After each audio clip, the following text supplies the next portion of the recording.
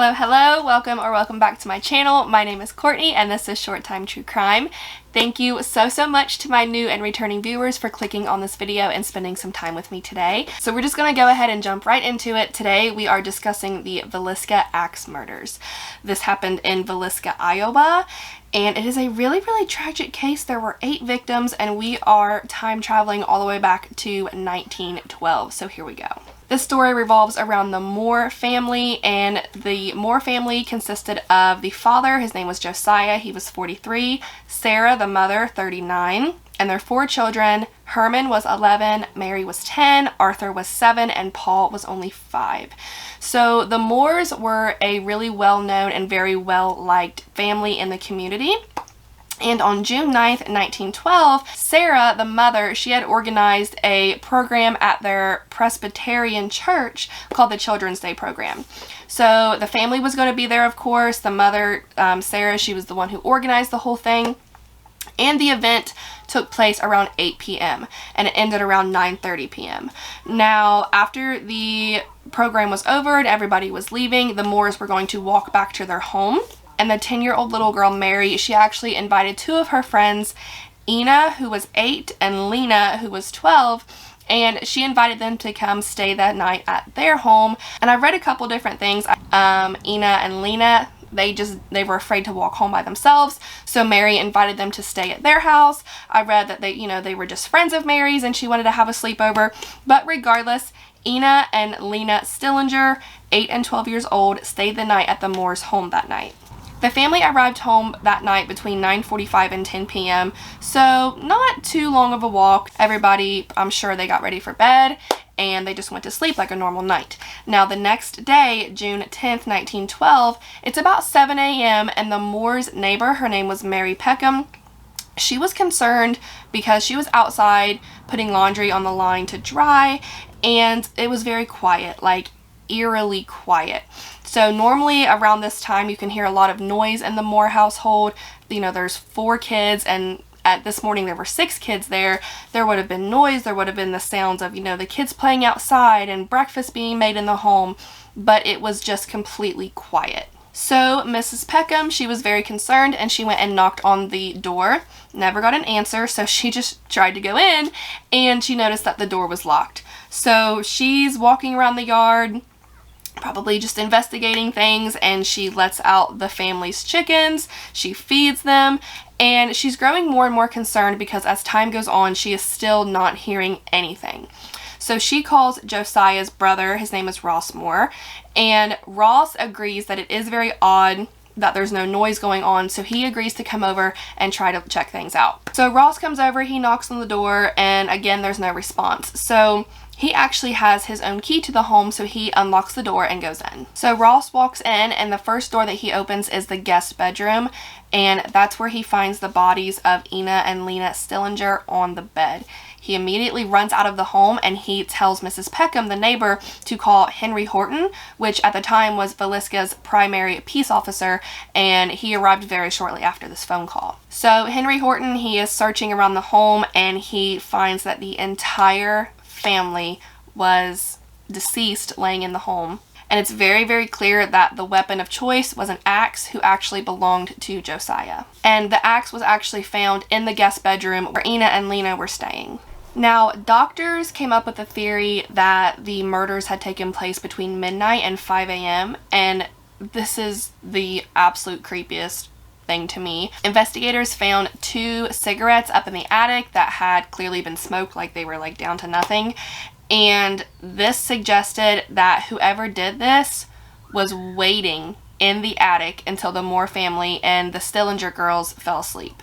So this is just so creepy to me to just picture this beautiful family and 2 friends staying the night, and there's just this person upstairs just kicking back, smoking a couple cigarettes, waiting for the family to go to sleep with full intentions on killing them all. So this is how doctors and investigators kind of put together a timeline of who was killed first. So it is believed that whoever did this began in the master bedroom, and that's where Josiah and Sarah Moore were sleeping.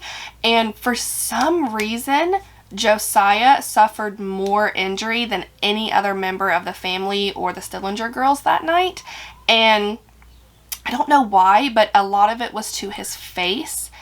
And it was so bad that his eyes were missing. So whoever did this, they used the blunt end of an axe on everybody else, but on Josiah, they used the blade. So whoever this was, I feel like they had something out against Josiah, and they just took the rest of it out on everybody else in the family. And unfortunately, I feel like the Stillinger girls, it was just wrong place, wrong time. Like, I don't feel like they were a part of this at all. It was all geared towards the Moore family, but whoever did this, they did not want to leave any witnesses. So unfortunately, they were just, God, if they just wouldn't have stayed the night that night. Oh. So anyway, after Josiah and Sarah, this person then went to the rest of the Moore children, killing Herman, Mary, Arthur, and Paul next. And they were all killed the same way as their parents, aside from Josiah getting, you know, the worst of it. But then, after killing the rest of the family, this person went back to the master bedroom and continued to hit Josiah and Sarah Moore. So, I don't know if maybe, like, they weren't actually dead and they were making noises and they just, like, this person wanted to go back and make sure, or if they just really had something out against Josiah and Sarah and they just wanted to inflict more and more and more onto them. Now, after they had went back into the master bedroom the second time, they went downstairs to the guest bedroom, and that's where they killed Ina and Lena. Now, investigators also believed that everybody in the home was asleep during this except for Lena Stillinger. So they thought she was awake and that maybe she tried to fight back, because instead of her being found laying like normal long ways across the bed, she was laying like across the bed this way. So like the pillow is right here. Instead of laying like this, she was laying facing this way. And when they found Lena, her nightgown was pushed up and she was not wearing anything else underneath. So unfortunately, they weren't able to tell, but it was just speculation at this point that whoever did this assaulted or at least attempted to assault Lena. Now remember, this is 1912, so things are definitely not the way they are, like, advanced as they are today. So there are so many suspect guys. There is a very long list of suspects. I am just going to cover the ones that I feel resonate more with me. Like, I feel like that they could be a part of it, because a lot of it is just like, he was a stranger, like, he was around the area at this time, he could have, but maybe not. So I'm just going to go over the ones that I feel are more likely. So the first one is Reverend George Kelly. Now, you would not think a reverend to be a suspect, but just listen, okay? So Reverend Kelly, he was a traveling minister, and on the night of the murders, he was in Villisca. So this guy was described as like really odd, very strange, and he was also accused of being a peeping Tom. So he would like look into windows of young women, and he would also ask young women to pose nude for him. So on June 8th, 1912, Reverend Kelly came to Villisca, and he was actually teaching at the Children's Day service that the Moores attended. Now on June 10th, the morning of the murders, he left town between 5 and 5:30 a.m. So remember, the murders happened between midnight and 5, and he leaves around 5 or 5:30 a.m. Now in the weeks following the murders, Reverend Kelly really displayed like a obsession and fascination with these murders. He wrote letters to police, and he wrote letters to investigators, and he even wrote letters to the families of all of the victims. So all of the Moore family and the Stillinger girls. So of course this is super suspicious, and so a private investigator actually wrote Reverend Kelly back, and he was asking for details that nobody else would really know unless you were the one that committed these crimes. So when Reverend Kelly replied, he replied with such detail about everything that happened in the home and the way things were left, and like the sequence of how things occurred. I mean, he had to have either done it or he was there watching or something. But when Reverend Kelly was an adolescent, he suffered a mental breakdown. And so this made investigators think that, oh, he has this mental illness. Did he really commit this crime, or was he imagining everything? And that's frustrating to me, because it's like, if he writes back and gives you all these 100% correct details, that's not imagining everything. That's knowing because you were there or because you did it, right?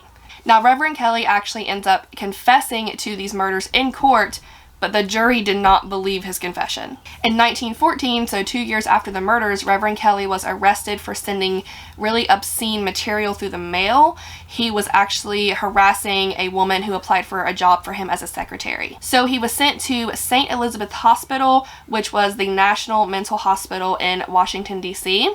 And again, investigators are speculating like, hey, I really think he was the one who committed the murders at the Moore home. So in 1917, Reverend Kelly was arrested for the Villisca murders. And again, police obtained a confession from him. But several hours later, Reverend Kelly recanted his confession. And after 2 separate trials, he was acquitted of all charges. Now, suspect number 2, his name was Frank Jones. And Frank Jones lived in Villisca, and he was actually the state senator. So Josiah Moore had actually worked for Frank Jones, and Josiah kind of like broke off from working with Frank and created his own business. But it was said that Josiah took away business from Frank Jones, and this included a super successful John Deere dealership. So this could have been, you know, Frank Jones was really, really ticked off that Josiah took business from him. That could explain why Josiah had more injury than any other person in the family. I don't know, but that was another suspect. Now, another theory is that the senator, Frank Jones, the one we just spoke about, that he hired a man named William Mansfield to commit the murders. So about 9 months before the murders that happened at the Moore home, a very similar case happened in Colorado Springs. And then 2 more cases happened in Ellsworth, Kansas and Paola, Kansas.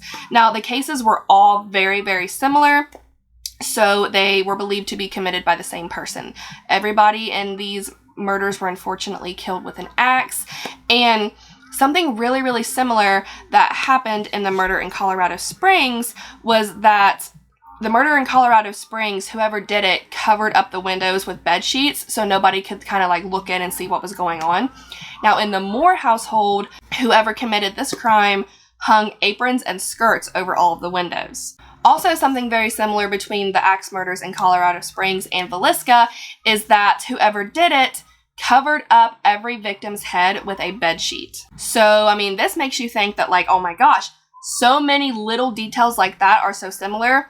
This guy has to be the one that did it. William Mansfield was the prime suspect of the Burns Detective Agency of Kansas City, and Detective James Wilkerson suggested that William Mansfield was a, quote, cocaine-addicted serial killer. Detective Wilkerson also believed that William Mansfield was responsible for the axe murders of his wife, child, father-in-law, and mother-in-law, and this happened in Blue Island, Illinois on July 5th, 1914, so 2 years after the Villisca murders. Detective Wilkerson says that he could prove that William Mansfield was present in each of these crime scenes on the night of the murders. But unfortunately, in every case, there were no fingerprints, so detective says that he had to have been wearing gloves, which makes sense because William Mansfield knew that his fingerprints were already on file at a federal military prison. Detective Wilkerson was able to convince a grand jury to open an investigation in 1916, and William Mansfield was arrested and brought to Montgomery County from Kansas City. But payroll records provided an alibi that showed that William Mansfield was not in Illinois at the time of the Villisca Axe murders. He was then released for lack of evidence and later won a lawsuit against Detective Wilkerson, and he was awarded $2,225, which I looked it up, and today that would be worth about $60,226. So he was rewarded a chunk of change. So those are the suspects that were brought up that I thought were very relevant to the case. I mean, it could really... I don't know. I'm kind of leaning more towards, even though he won from lack of evidence and was released, I kind of feel like it was William Mansfield because, I mean, the other murders that took place, they're all so similar, from covering up the windows to covering up the victims' faces. I don't know.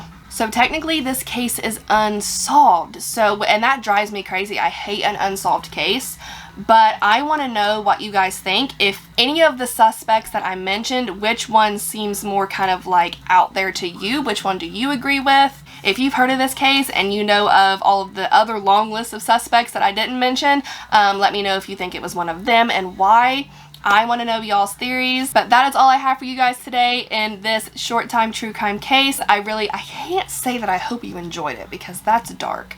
I hope you are as intrigued as I am about this, and I want to know your thoughts down below. Stay safe, and I will see you next week. Bye!